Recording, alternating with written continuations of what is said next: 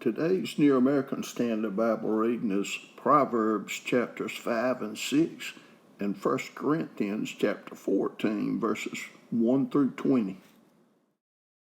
Proverbs chapter 5.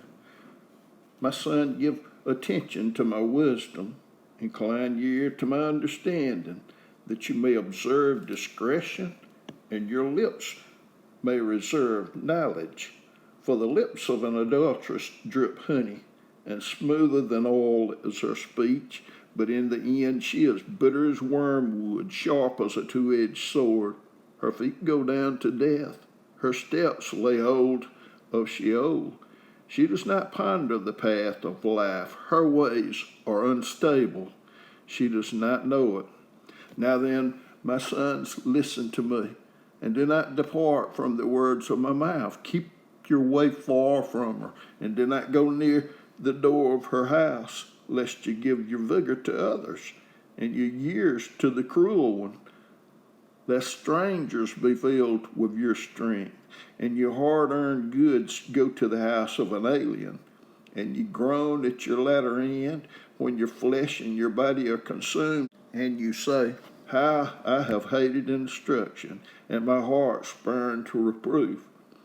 And I have not listened to the voice of my teachers, nor inclined my ear to my instructors. I was almost in utter ruin in the midst of the assembly and congregation. Drink water from your own cistern, and fresh water from your own well. Should your springs be dispersed abroad, streams of water in the streets? Let them be yours alone, and not for strangers with you.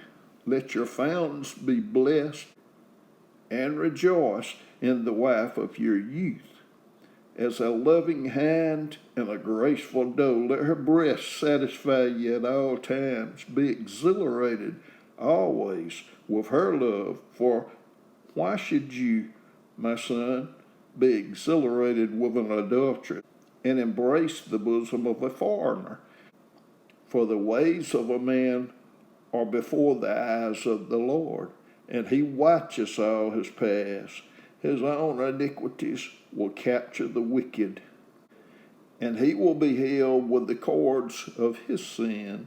He will die for lack of instruction, and in the greatness of his folly he will go astray.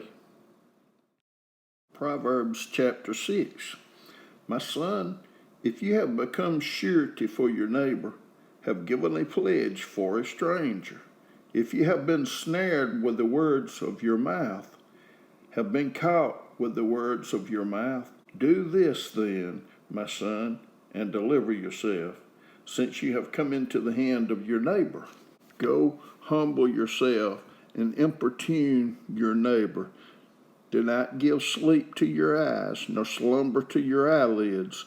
Deliver yourself like a gazelle from the hunter's hand, and like a bird from the hand of the fowler. Go to the ant, O sluggard, observe her ways, and be wise, which having no chief, officer, or ruler, prepares her food in the summer, and gathers her provision in the harvest. How long will you lie down, O sluggard? When will you arise from your sleep? A little sleep, a little slumber, a little folding of the hands to rest, and your poverty will come in like a vagabond, and your need like an armed man. A worthless person, a wicked man, is the one who walks with a false mouth, who winks with his eyes, who signals with his feet, who points with his fingers, who with perversity in his heart devises evil continually, who spreads strife. Therefore his calamity will come suddenly. Instantly he will be broken, and there will be no healing. There are 6 things which the Lord hates, yes, 7 which are an abomination to him: haughty eyes, a lying tongue, and hands that shed innocent blood, a heart that devises wicked plans, feet that run rapidly to evil, a false witness who utters lies, and one who spreads strife among brothers. My son, observe the commandment of your father, and do not forsake the teaching of your mother. Bind them continually on your heart, tie them around your neck. When you walk about, they will guide you. When you sleep, they will watch over you. And when you awake, they will talk to you. For the commandment is a lamp, and the teaching is light. And reproofs for discipline are the way to life, to keep you from the evil woman, from the smooth tongue of the adulteress. Do not desire her beauty in your heart, nor let her catch you with her eyelids. For on account of a harlot, one is reduced to a loaf of bread, and an adulteress hunts for the precious life. Can a man take fire in his bosom, and his clothes not be burned? Or can a man walk on hot coals, and his feet not be scorched? So is the one who goes in to his neighbor's wife. Whoever touches her will not go unpunished. Men do not despise a thief if he steals to satisfy himself when he is hungry. But when he is found, he must repay sevenfold. He must give all the substance of his house. The one who commits adultery with a woman is lacking sense.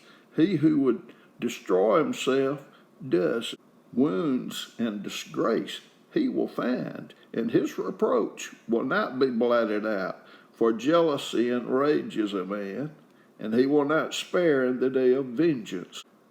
He will not accept any ransom, nor will he be content, though you give many gifts. 1 Corinthians chapter 14, verses 1 through 20. Pursue love, yet desire earnestly spiritual gifts, but especially that you may prophesy. For one who speaks in a tongue does not speak to men, but to God.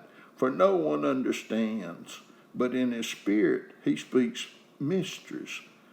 But one who prophesies speaks to men for edification and exhortation and consolation.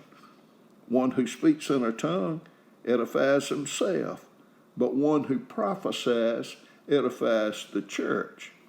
Now I wish that you all spoke in tongues, but even more that you would prophesy. And greater is one who prophesies than one who speaks in tongues, unless he interprets, so that the church may receive edifying.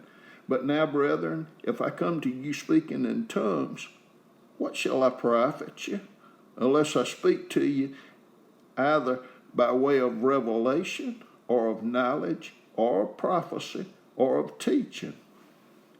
Yet even lifeless things, either flute or harp, in producing a sound, if they do not produce a distinction in tones, how will it be known what is played on the flute or on the harp?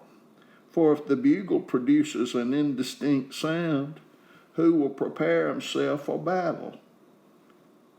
So also you, unless you utter by the tongue speech that is clear, how will it be known what is spoken? For you will be speaking into the air. There are perhaps a great many kinds of languages in the earth, and no kind is without meaning. If then I do not know the meaning of the language, I shall be to the one who speaks a barbarian, and the one who speaks will be a barbarian to me. So also you, since you are zealous of spiritual gifts, seek to abound for the edification of the church. Therefore let one who speaks in a tongue pray that he may interpret. For if I pray in a tongue, my spirit prays, but my mind is unfruitful. What is the outcome then? I shall pray with the spirit, and I shall pray with the mind also. I shall sing with the spirit, and I shall sing with the mind also. Otherwise, if you bless in the spirit only, how will the one who fills the place of the ungifted say the amen at your giving of thanks, since he does not know what you're saying? For you're giving thanks well enough, but the other man is not edified. I thank God I speak in tongues more than you all. However, in the church, I desire to speak 5 words with my mind, that I may instruct others also, rather than 10,000 words in a tongue. Brethren, do not be children in your thinking, yet in evil be babes, but in your thinking be mature.